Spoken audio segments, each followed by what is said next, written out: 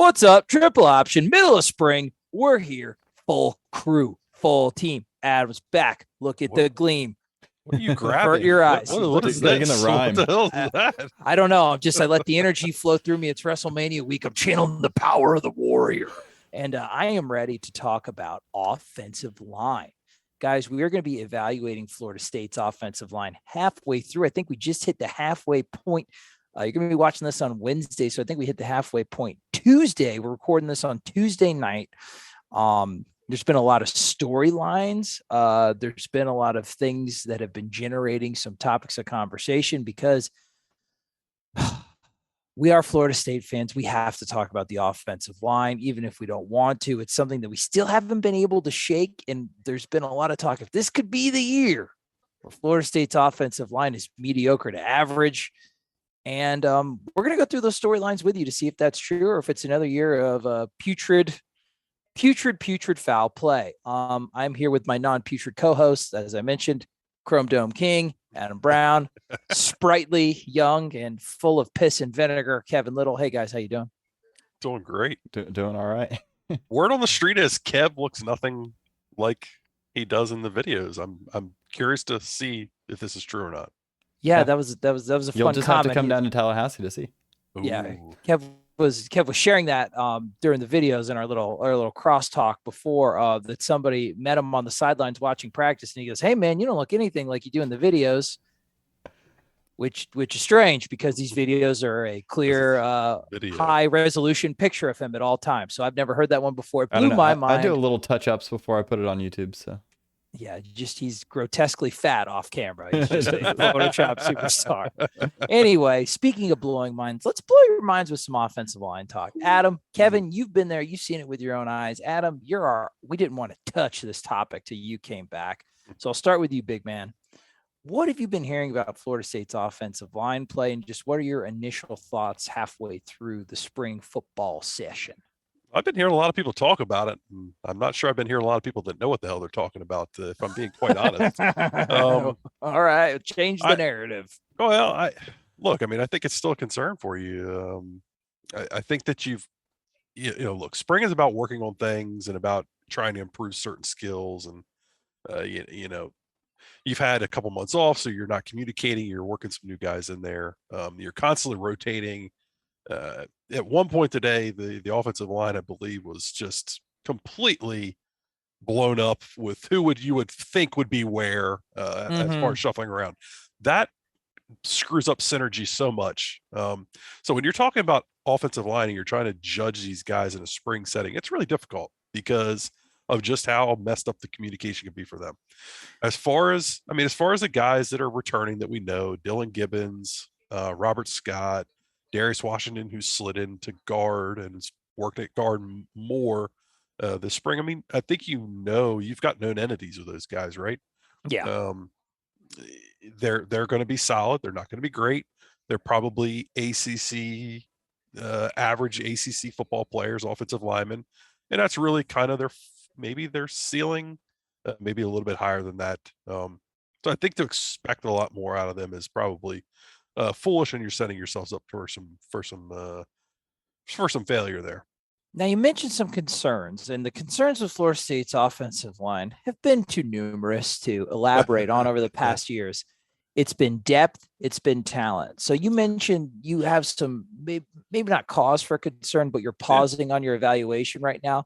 Is that just because it's too early in spring to tell? Or are you concerned with either the talent of the offensive line, the depth, or both? What is stopping you from kind of feeling like this is going to be, I don't know, like a known entity or something that you can count on for next year? Yeah, and Kev, feel free to jump in, if you have anything you disagree or agree on. But I think that tackle's still a concern, but I don't think it's as big a concern as maybe is being made out to be. As far as the first two go, who are the first two in your opinion now? In my opinion, the first two are probably Bless Harris at right tackle and Robert Scott at left tackle. Okay. I think that again, the communication is such a big key in being a good offensive lineman. And, you've got 5 months of weight room after this, opportunities of learning the playbook and whatnot. Bless Harris, this is a brand new system for him. Sure. He's learning new techniques. He's having to learn to develop his body against these Power 5 football players, coming over from a lower level. So he's behind. He's got to get caught up.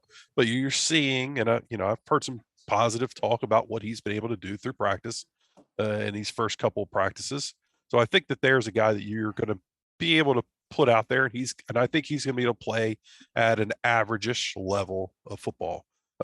Maybe he's probably going to be able to give you similar to what Darius Washington, maybe a little bit above what Darius Washington was able to give you last year at tackle.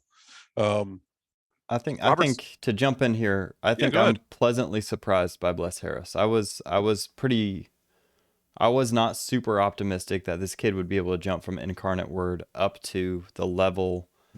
I think he's from Lamar, but I think it's literally sorry. like the same thing. Yeah, it's either a random like church thing or a random guy's name. Who's but from yeah, that's the Incarnate college. Word? That's a different thing. I think that was another kid we were looking. Yeah. Yeah, Lamar. That is right. So not a problem. I was a little worried about that transition. Mm-hmm. I think he's picked it up actually surprisingly quick. Okay. They've worked him and it seems like they're adding more and more confidence to him. Actually, probably faster than one of the guys that AB is going to talk about, the other transfer offensive lineman. That's interesting. So before we get to that, kind of the juxtaposition of the two transfers that we got, and the other guy that we're talking about is the Wisconsin transfer, Kayden Lyles, who's center, who was pretty much earmarked by everybody as soon as he came in to be the starting center. I guess we'll see if those trends are bearing out. Kevin, what have you seen from Bless Harris that's made you more optimistic? Does he pass the eye test? Did he come in looking like a guy from Lamar, Incarnate Word, Technical State, A&M College, or did he look like coming in like a P5 offensive lineman? What exactly about the way the kid plays or what he's shown you so far has made you more optimistic about him? So he isn't as long as you'd necessarily want a tackle to be. Okay. The guy that he's kind of competing against mostly, Lloyd Willis, has that length. But what he has that he immediately brings to the game is that a lot of that athleticism has translated over that we saw in the film. We did a full breakdown of him. He does a good job of getting in front of people. He's not getting beat around the edge very often. And even Jared Verse kind of backed that up. He had a lot of really positive things to say about Bless Harris as a tackle. So almost too positive for some. They were kind of some were a little pissy about how positive it was, and they kind of took that as a concern. We'll see how much of that is. It sounds like a lot of it's true, but a lot of it's also, man, like he's your teammate. You know what I mean? You got to remember though, for a kid who's coming from Lamar, he hasn't seen some of the things that he's seeing right now.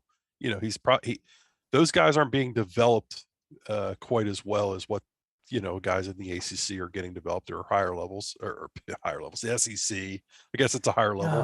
Don't do that. Boo. Don't be one of those guys. Get out of here. But you know what I mean? Like, you're going to see more counter moves. You're going to see more of an array of pass rushing skills. Converting speed to power. At this level. Those are things that he's going to have to pick up on.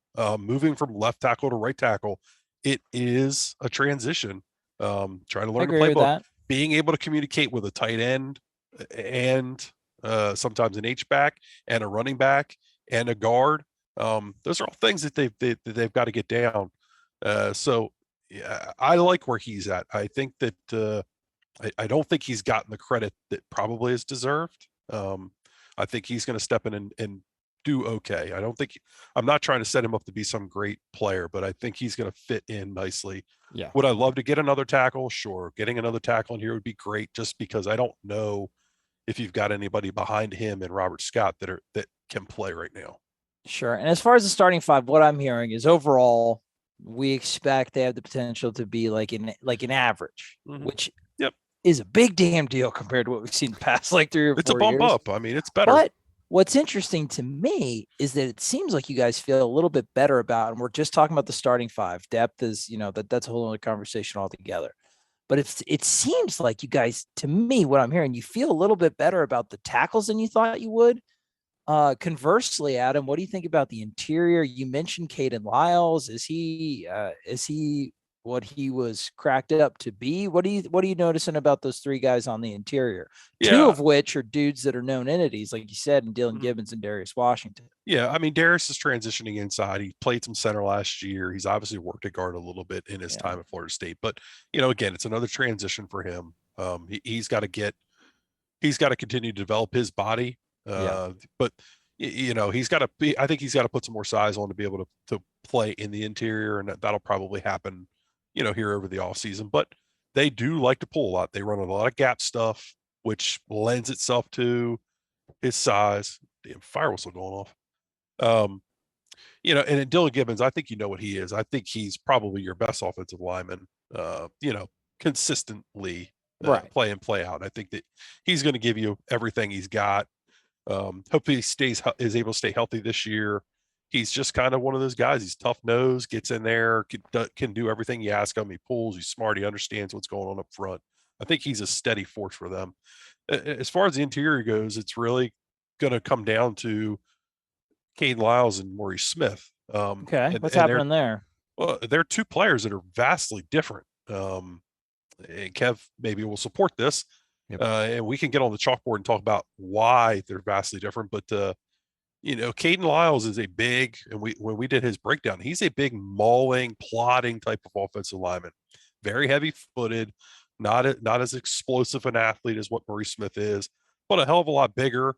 Can hold his ground, could hold up at the point against some of these three-man fronts that they're going to see this year that are becoming more popular across college football. Again, I mean, here's a guy coming in. He's got to learn a brand new playbook. When Dillon Gibbons got here last year, everybody was like, "Oh, he's out of shape. He doesn't know what he's doing. You're not sure this kid looks this kid looks like a miss." Yeah. Then suddenly, after a month, he seems to have figured it out and kind of blew up and was probably your best offensive lineman last year. I think that Kayden Lyles is going to be on that trajectory. I don't know if he's going to be your best offensive lineman, but he's got to learn he's got to learn this new terminology, playbook, snapping, all those things. There's a hell of a lot that goes into being a center that I think people don't quite understand. I agree. Trey does. I do play the position. I agree. Position of kings. Absolutely. So I think that in time, we're going to find Kayden Lyles surges to the top of that depth chart there, but we'll see. Maurice Smith's putting up a fight. I mean, he's a returning player. Guy's got a lot of snaps at Florida State. He's just so damn small. More athletic though, but that's what he gives absolutely. you in the type of scheme, able to get to the second level better, obviously a better knowledge of the offense. And to Maurice Smith's, I don't know if I want to say to his credit, but something to kind of take into account when you do the evaluation, when he was getting it just kind of destroyed at the end of last season. I mean, ground down, dealing with injuries. Maybe this is a reunified, because this is a kid that played way earlier than he should have based on the type of prospect he was, but a kid that was recruited by Boston College, who just kind of like a low-key offensive line factory. So the kid played well above his talent ranking when called into duty a lot earlier than he should have. Fizzled out at the end of last year, but maybe we're seeing that a lot of that's due to injuries. So we're seeing a position battle right now that we thought was pretty much a done deal. That seems to be neck and neck. But what you're saying, Adam, is you still expect, as of right now, Kayden Lyles to be the starting center come Duquesne. Yeah, I think so. And I think what concerns me is I think right now they've probably got 6 offensive linemen that they feel good about. With Robert Scott. Yeah, that's concerning for sure. Robert Scott, Dillon Gibbons, Maurice Smith, Kayden Lyles, Darius Washington, and Bless Harris. I think those are 6 that they feel like they feel pretty good about. After that, we're going to see. Rod Orr's not there. Lloyd Willis, I've never believed he was going to be ready for this year. I always thought that was – he looked like he got himself physically ready to play. I don't think technique-wise he's there. He does look a lot better this year, but whether or not you want to trot him out there is... Well, Kev, what do you see from him? Yeah, you've seen him a few times. What do you see? Yeah, so talk about Lloyd Willis, Kev, because that's interesting, and then talk about, because we're gonna talk a lot about who we think the first 5 are. We don't officially know, right? We don't talk depth charts on the show. Right. We're just going to talk about individual people and how they play together as a group, and which group is getting the most time. Definitely not talking about a depth chart though. Anyway. I want to talk about Lloyd Willis, but I want you to talk about who were the next men up that you feel the most confident in, Kev, outside of the names that we've already mentioned. I would say it seems like Lloyd Willis is kind of in a middle tier between the guys that we listed, the 6 and kind of everybody else. And I think that's just because he's the longest guy out there. He's got the body type to be a really good tackle if he's able to fill out. And but he does look he looks a little thin for his frame. He looks a little sloppy when you compare him to like Bless Harris, who has a lot better footwork at this point in time. But he's able to make up for a little bit of that because of his long levers. So you do see him kind of swallowing up people under better situations. But yeah, you're right. He's not polished. He's not where you want him to be. I think in a year from now, we're talking about him being a really solid piece on the outside. But as it stands now, I don't think he's on the same category as those other guys. So right now, I just want to, sorry, Adam, but so right now, what we think, because we said in the past couple of years, Florida State's always a tackle injury away from disaster. Mm-hmm. I'd say right now, based on what you guys are saying, if we did have a tackle injury, I think the next most viable option is taking Darius Washington and shifting him outside, right? We don't have a ready-made 2 tackle that I think we would put in over Darius right now, right, guys? Correct. I agree. Yeah, probably. Okay. I would feel comfortable probably getting 100 snaps out of Lloyd Wills this year. Okay. Situationally, if you know, finding spots for him to go in and find some success, I think I'd feel comfortable with that, but that's tough to ask, or that's tough to do. It's easier to sit here and say, we'll be able to find those spots for him, and it's a lot harder to go execute that. Here's where my concern is, and I think this is potentially a problem. Hopefully not, but a potentially problem they're going to run into. You've got Kayden Lyles and you've got Maurice Smith. Mm-hmm. In my opinion, they're both centers. I don't think either of them can play guard. I think again, you run into a problem. You put Maurice at guard. They think he's too damn small. You're going to see a lot of 3-man. You're going to see more 4-man or even fronts this year than you're going to see odd fronts. You're going to see a couple odd fronts, but for the most part, you're going to see a 4-man front. He's going to be covered up at guard in a 4-man front. Now, obviously, you're going to do things with gap stuff, and he'd be great in there pulling with a lot of the counter tray gap stuff that they like to do. But he's going to get abused there. I mean, it's going to happen. It happened at center last year as he wore down. It's going to happen at guard the same way. That's a concern for me. I don't think you can play Kayden Lyles at guard because I don't think he's athletic. You absolutely cannot. He's just he's not athletic enough. So you can't run any of your gap stuff with him at guard. This is a square, not a circle. So that's tough. Yeah. Cause it's funny because the emphasis they put on versatility, right? Like kids like Brady Scott, Darius Washington, if they go down at one position, they can cross train the others. Well, now you've stacked 2 centers that are centers and nothing else. It would be, that's kind of an interesting thing. And I think that's a good thing that you point out, Adam, especially since we haven't talked about anybody in the 2 deep in the interior yet. Is there anybody that's shining in the interior right now in case we did lose like a guard? Like what happened if Dillon Gibbons goes down? Yeah, I mean, Herring's in there, but I don't think he's a contributor. Thomas Schrader's doesn't seem to be where he needs to be. Injury, yeah. Yeah, I don't think he seems to be where he needs to be developmentally. I mean, they're in a pickle. I think that depth's still a problem. I think they're going to have to try to find somebody in the portal to come in here that really a BPA, a guard or a tackle that can come in here and provide you some damn depth if somebody gets hurt. Because I don't think you can. I mean, I think in a pinch you could probably survive with Maurice at guard. Yeah, they've been working him there. So yeah, if you had to. Okay. Yeah, if you had to, I think you could survive that. But I don't think it's ideal over the course of a season to play him there personally. Situationally, I got you. Okay, so it's still that's interesting because a lot of the narrative, the conversation's been around tackle. I mean, it almost sounds like you're at with the type of centers that you have. It almost sounds like tackle. I would still say if you had the same caliber player in the transfer portal, I'm taking the tackle over the guard at this point just because. But it sounds like you're almost at a critical spot on the inside as you are on the outside, at least from as far as like a depth standpoint. So yeah.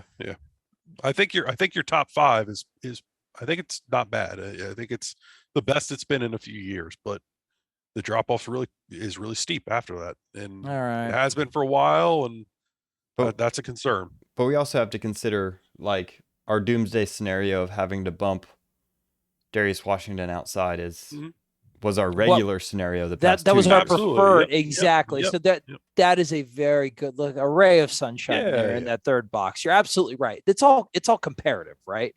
The things that we're talking about as doomsday scenarios are things that we maybe would have killed for in like 2018, right? 2019. Like, so we're in a better spot. The talent across the front 5-6 is better. The depth is bad, but it's definitely not typical past FSU Florida State offensive line depth, right, guys? So, I mean, we're in a better spot, I think, objectively. I think the problem lies with you needing to push this offense to be a top 30 offense, and this isn't going to be a top 30 offensive line. Yeah. Which 3 years in, Mike Norvell knows how to scheme around bad offensive lines. So scheming around the offensive line is not going to be a problem. Let's talk a little scheme, because I think it's important. Because I think another thing when we're talking about that center position is really the scheme that you can. I think each player is so drastically different that it will impact the offense that you run. Okay. When one of them's in there. When Lyles is in, what do you do, Adam? When Lyles is in there, I think you're strictly an inside zone gap team. I don't think you can run any of your outside zone stuff with him, because if you ask him to overtake a 3-tech, I don't think it's happening. You don't think he can reach over there? Hell no. Hell no. Yeah. I'm not sure he can overtake a 1-tech personally. Holy shit, that's not good. I agree. He's a people catcher, and he's stalemates, and I think he does a nice job getting some initial movement, but he's got heavy feet. It is what it is.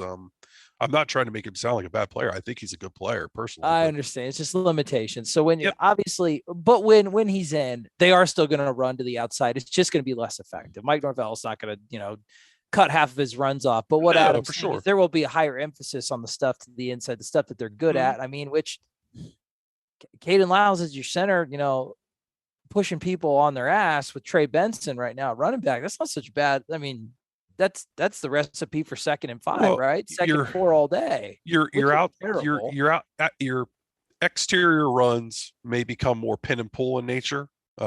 Explain that. All right. So pin and pull, it's really kind of like the buck sweep. They're gonna try to trap everything on the inside. They're gonna pull the guards outside, and they're gonna try to pin with their tackles. They're going to try to make a wall and then pull the guards around. Kind of, yeah, there you go. There you go, Kev. So the general rule of pin and pull is that you pull if you're not covered. Yeah. So since these guys don't have anybody ahead or inside, they pull. So that's the gist of pin and pull. And that is a favorable angle for that square right there. As a former center, I loved that block. You get a really good angle, and you have a great chance to annihilate someone. So I agree with you there. As far as those type of scenarios, it would be interested to see if the defensive line would be aligned like that with I guess you'd say the strength to the right. Would that be something? Would the tackles might be flipped in that scenario, or am I a big dumb asshole for thinking that? If you're in like trips like this, people like setting this because it gives you a freedom to kind of cheat this guy towards the trips because you're kind of setting a wall here. But that's not like a hard and fast rule, right? No.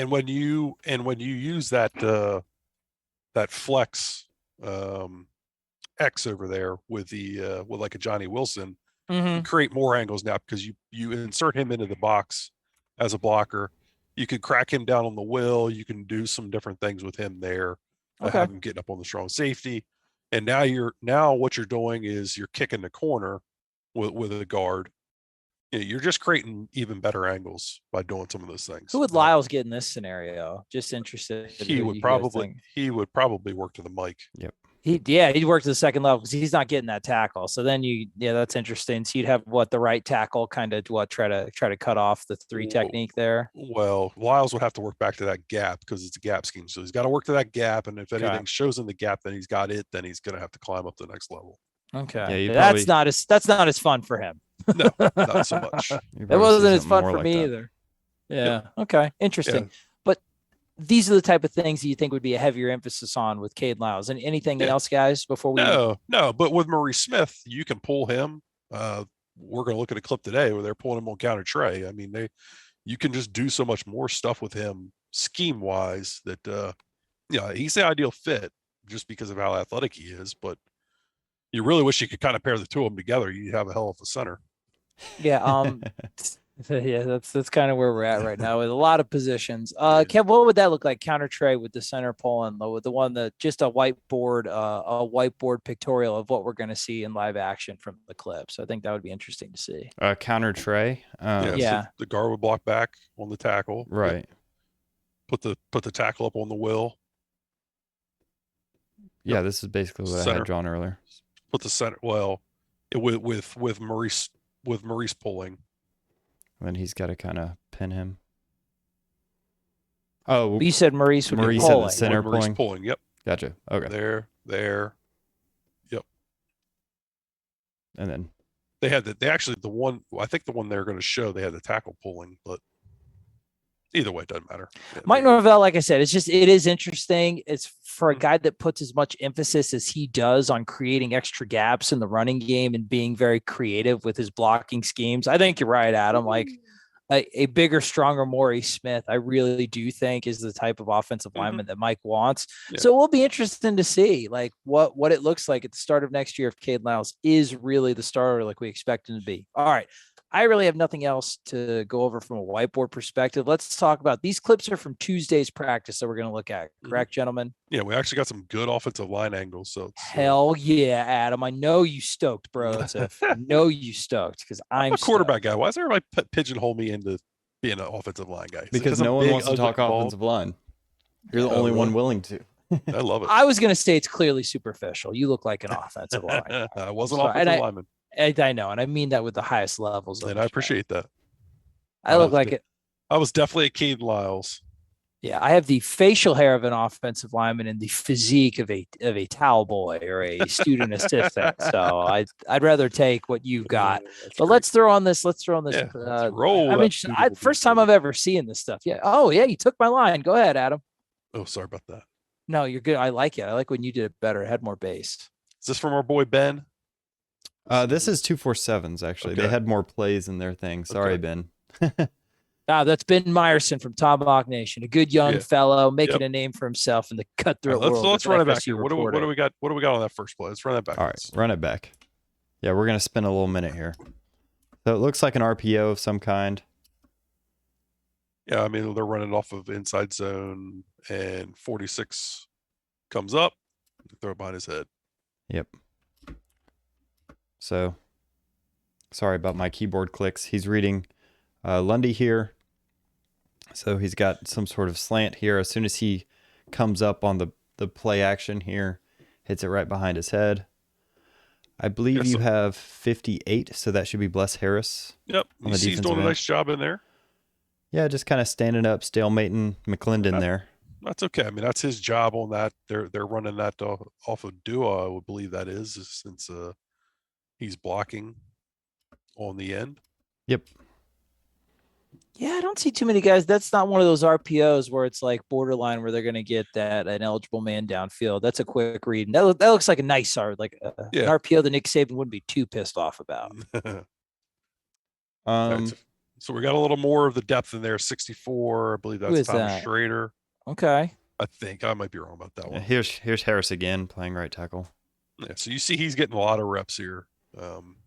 First and second team, but with some of the traditional guys you would see out there, and then maybe some of the with 18 at quarterback, non-traditional guys. Yep, yeah, there you go. The starters. Trying to see who the center is. I believe you got Bryson Estes, who's a name that's been coming up a little bit more. Interesting. Who Okay. might be a guy that's going to be could potentially be useful.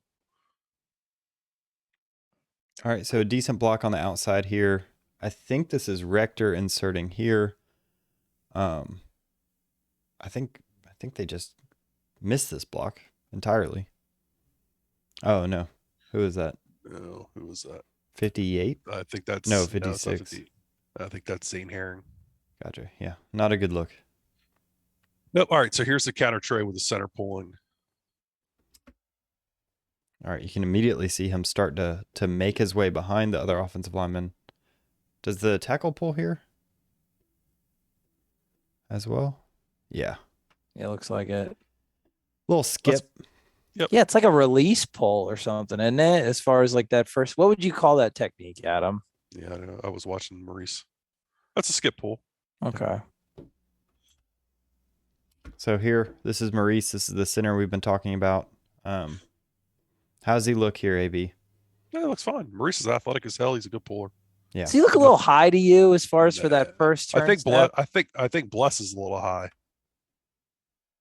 Bless being the right tackle pulling here. Mhm. Yeah. I But mean, he's Maurice, also quick. That's not an Yeah. easy yeah, technique to get across he's the another line of athletic player. Maurice gets caught up in the wash here. They kind of get a little penetration over there on the pull on the side that they're running to, and Mhm. I think he gets knocked back. Who's the center? I guess the center is Maurice, Yeah. and then Mhm. You're looking at the left who's the guard here. left guard here. That's Well, got to be Gibbons, right? I would assume it's Gibbons. Yeah. Kind of It's getting a little stood tough up to by tell. Cooper. Which I get it. Understandable. I mean, listen, the strength of this football team's up front. So, Yeah. I think that's it. That looks like a successful run to me, though, as far yeah, as like yeah. I mean, They 5 or wash him down. 6. Yeah. Scott looks like he's getting on top, but at least getting in front of Gainer's way at the second level. So they're used to running these gap runs with an H back inserted there, but there's no H back there, so they're having to do some things different. They're running it to the H back or to the. I think it actually is a on the ball tight end. Yeah. That's a different look for them from what we've seen a lot of. So that's where you're having to, pull Maurice in the tackle, or you're pulling the guard in the tackle. That's new for them. So those fits are a little bit different. I'm sure it's something that they're trying to work on. Yeah, but having someone that can pull at center does give you It gives you a hell of a lot of flexibility. right. So I was going to say it's interesting now. Maybe there's some of these aspects of Mike Norvell's playbook that are starting to be unlocked a little bit with a little bit more competent play at offensive line, possibly. yeah, they're gonna want to do a lot of gap stuff and lots of pulling. In practice, they're just repping gap stuff all the time. You see them just pulling. It's a big part of what they're doing. Get those first steps is like muscle memory, right? Yeah. Pass protection. Yeah, good enough. Tate with a dime. Yeah, good enough. Good enough time. Look, I guess So who do we have weakest here? in the middle. Yeah, Yeah, I'm trying to see the numbers. It's I tough. see 60. I see a 64. All right, so I think we have 70 on the left tackle. That's Willis. Right. Right. You can just see how long he is. This is what I was talking about earlier. Yeah, you're right. We have Bless Harris on the right tackle. 71 here? 71 or 77. I believe, and that's a lot. Let me pull the roster up here, a little bit of live television for you. Yeah, that's right, boys. You have 64 at center. You have 70 something at right guard. I believe right guard is Bryson Estes. Okay. I'd say the center gets as far as like who got the worst for wear on that. I'd say the center did, but enough time to complete the pass. But you can see kind of what I was talking about with Lloyd Willis here. His footwork isn't great. He kind of looks choppy, but he's just so big. Like, what is this guy gonna do?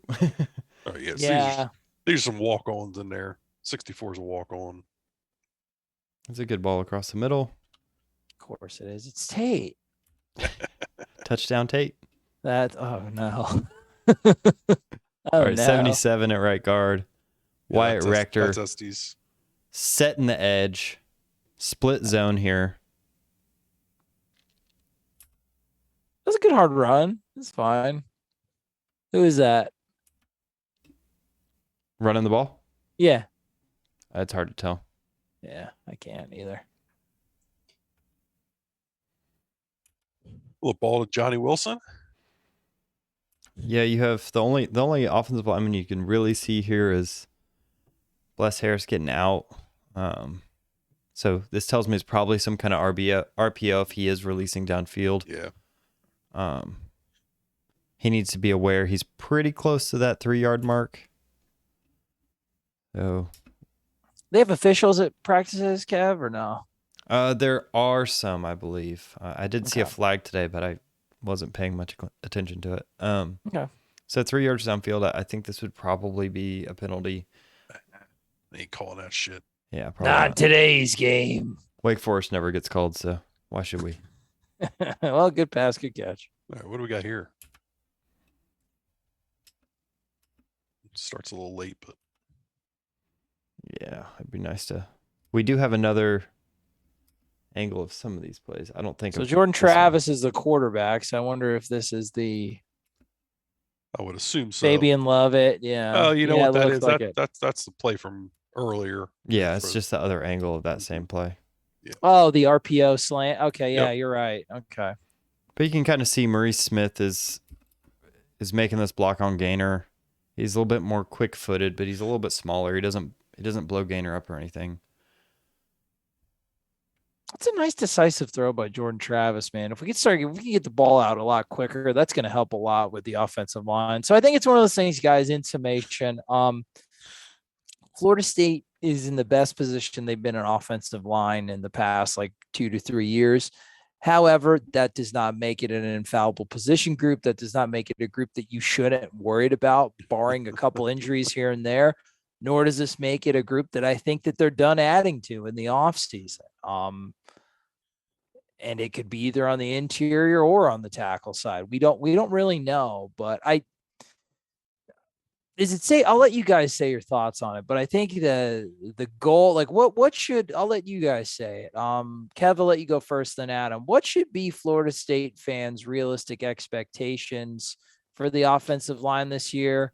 Maybe a stretch goal and then a possible worst case scenario. So it's hard to really when we ask that question about quarterbacks, you can be like, okay, well, Jordan Travis threw for 2,000 yards or whatever, you know. Yeah. You can't really answer that question with offensive line. I think that they're more solid than they were last year. I think they're going to be able to do a little bit more what they want to do.